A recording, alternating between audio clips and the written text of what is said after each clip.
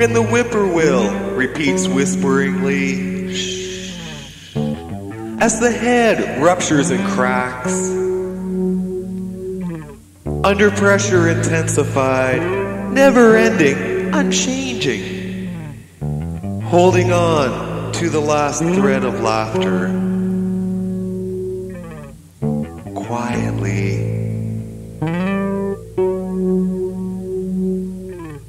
repeating, a siren's wail.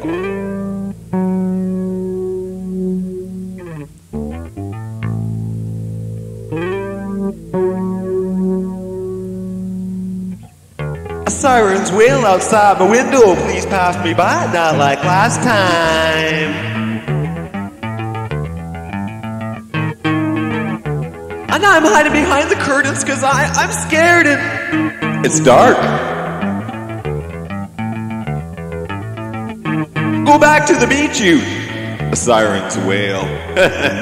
And the quiet laughter, I'm holding on to it. I'm okay. Please pass me by, not like last time. Please pass me by.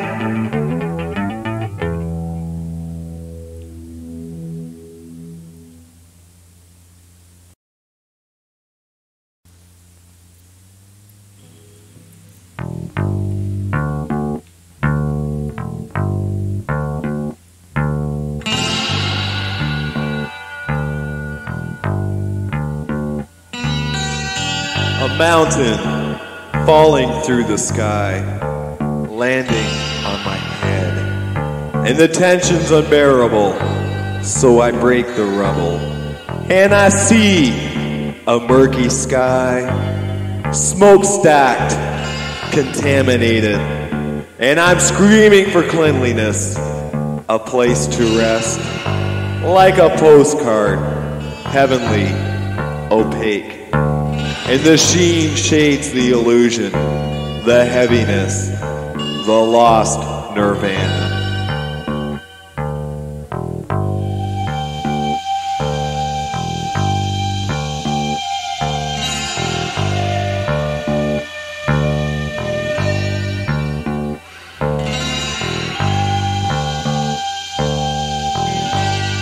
And I'm searching for something that never existed.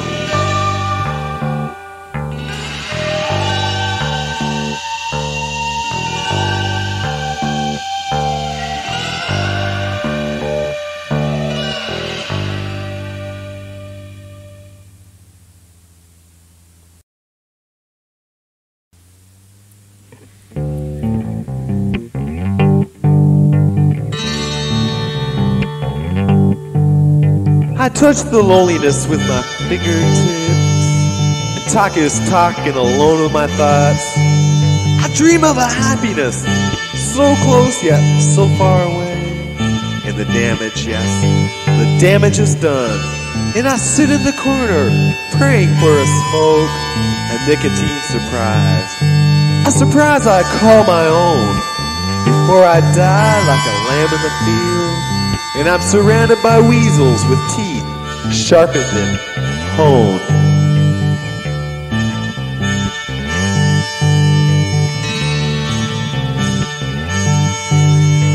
I dream the loneliness. I touch the loneliness. I dream the loneliness. I touch the loneliness. And I walk around. And I can see the loneliness. I can feel the loneliness. I touch the loneliness.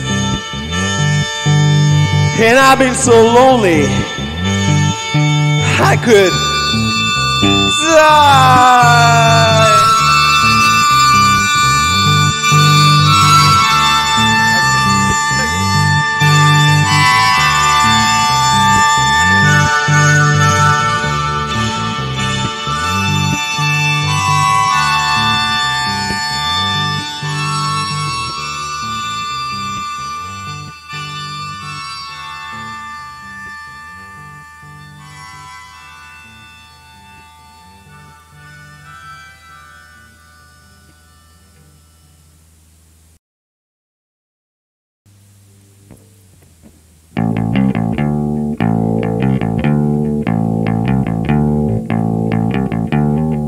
settle down in easy chairs, grasping our butts that become wider as television diplomacy informs us of what to think, how to behave, what to believe, what not to believe. Lecture, lecture, lecture.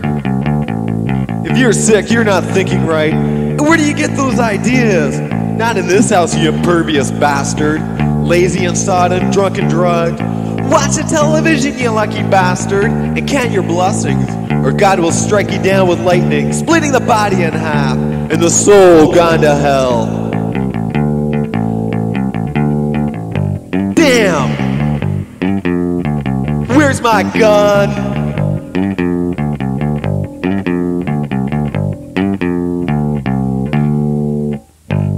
Thus ends the lecture.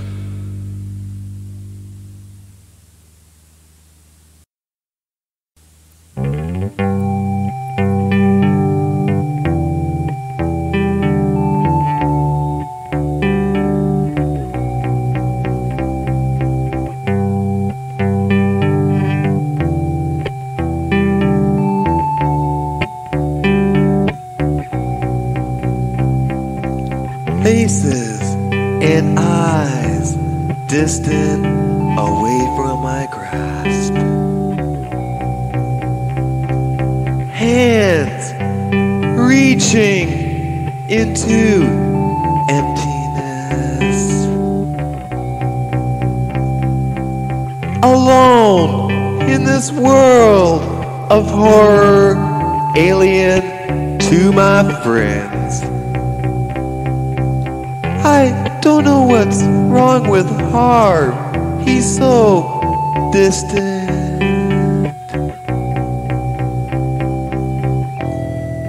Breath on a mirror. There, then gone.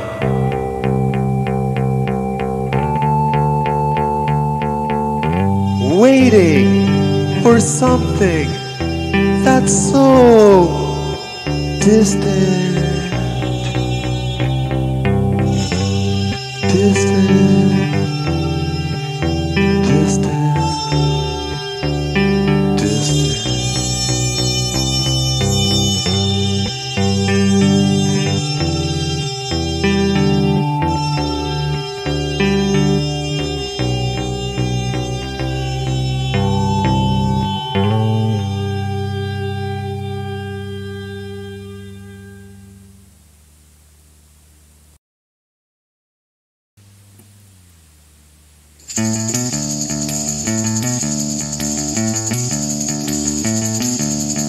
Confusion hits me like a lumberjack attacking a tree with his axe, and I'm a splitter in the grass, shit on by dogs with no sense of dignity. And confusion hits me when I wake up alone, and paranoia comes creeping into my flesh like a worm burrowing into my soul. And panic has a field day inside my brain. And confusion hits me all the time when I'm asleep, and the little voices, those little voices, I can hear them inside my head, and they keep telling me it's getting late and time has passed you by, like a butterfly with no sense of geography.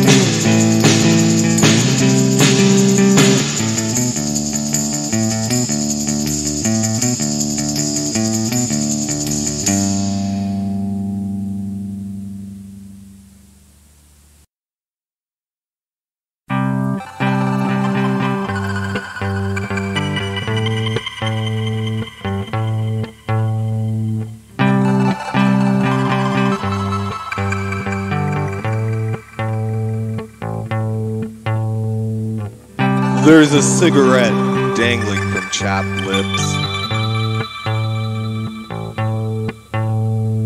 Hat pulled down over hairy brows.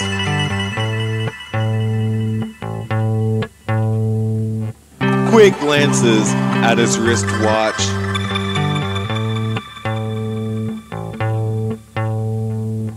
Waiting.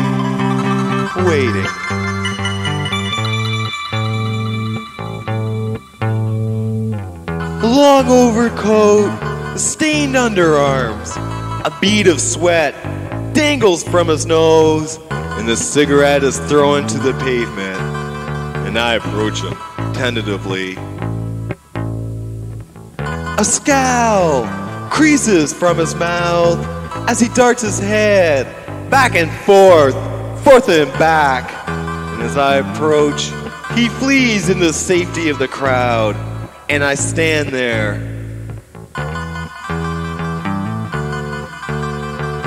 Waiting, waiting, waiting, waiting. Cigarette dangling, sweat dripping. Hat pulled down, overshaved brows. Glancing at the sun, reflecting off the cement. And I'm waiting, still waiting.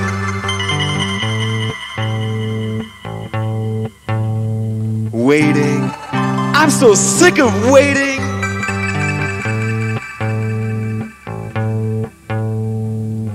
Always waiting.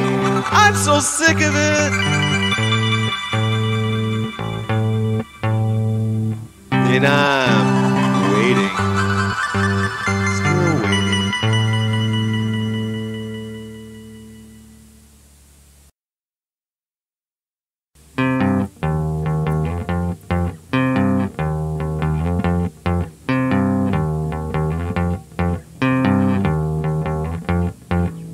The books on the shelf speak vibrantly and ominously in clear, concise language. The books on the shelf, they don't ask me if I love them or if I believe in God. And the books on the shelf offer me no resistance or disgust at my attitude. And the phone rings. And I know it's you. And after 10 rings, the incessant shrill finally subsides. And I pick up a book covered in dust. And I caress the spine. And I kiss the words. Talk to me, Celine. Talk to me, Bukowski. Talk to me, Blake. Tell me your loves, your hates. And the phone rings. And I know it's you. Like, what more is there to say? You wanted to help me. Well, I didn't ask for your help.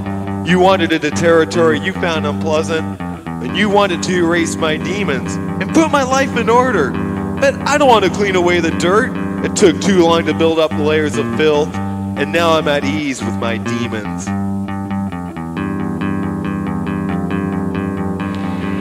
Talk to me, Celine. Talk to me, Bukowski. Talk to me, Blake. Tell me your loves, your hates. You thought I was crying out for help. Well, I'm not a baby crying out for help. I was just crying out for some warmth. Something to melt that frozen solitude. Nothing more. And I can hear the books on the shelf, and they're whispering to me, stay strong, embrace solitude, caress the bad, appreciate the good.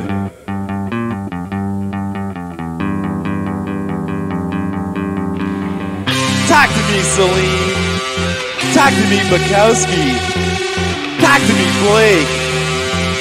Tell me your loves, your hates.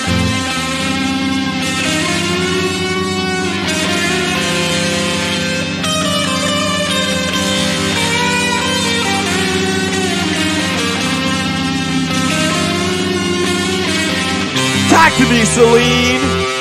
Talk to me, Bukowski. Talk to me, Blake. Tell me your loves, your hates.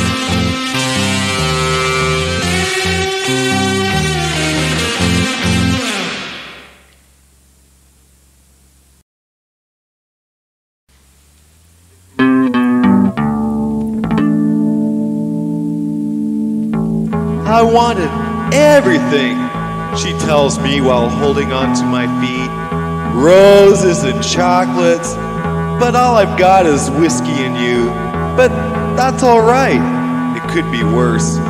You could be older.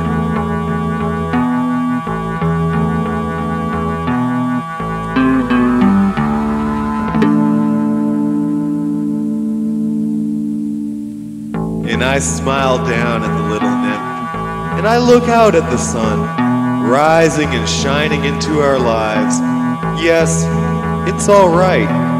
We could be lonely, but we got each other. And we stumble into bed and forget the problems of the world and the problems in our heads. And then we forget why we're sad.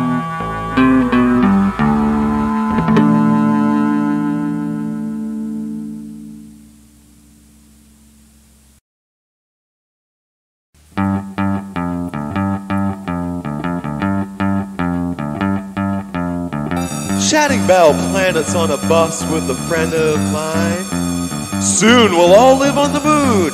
The end is coming, and the government is increasing space colony research. I looked over at the woman sitting next to me, and I wanted to see if she was listening. Her eyes blinked rapidly in nervous amazement, and I saw my friend's mouth continue moving in free-flowing rapidity. And I saw my glazed reflection in the window across from me. I rang the bell, and I bid a hasty farewell to my friend as he continued speaking to my invisible shadow. I stumbled off the bus, and I tripped over a brown paper lunch bag. There were the remains of a banana peel, and a plastic wrapper shone in the sun.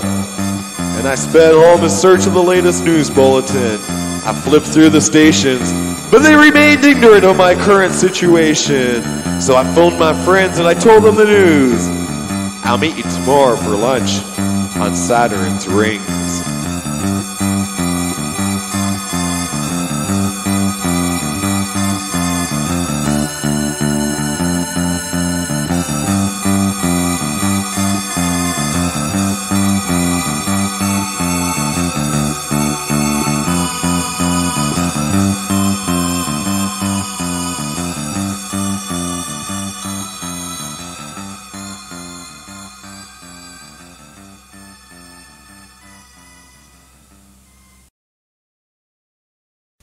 Disease. I have a disease. However, it is not a disease in the physical sense. It is a disease of the mind. Not that my mind is incapable of commonplace thought. My associates in the science department of the university are impressed with my teaching methods and my knowledge of the latest bullshit theories. If they only suspected the nature of my disease, my resignation would be imperative. A forced resignation. I would not give them the simplicity of my resigning. I would rather be fired and live the rest of my life obedient to my disease. My disease? Well, let us say that when my bladder needs relief, I do not go through the motions of searching for a washroom. Wherever I am, I relieve my bladder and leave a golden river in search of the setting sun.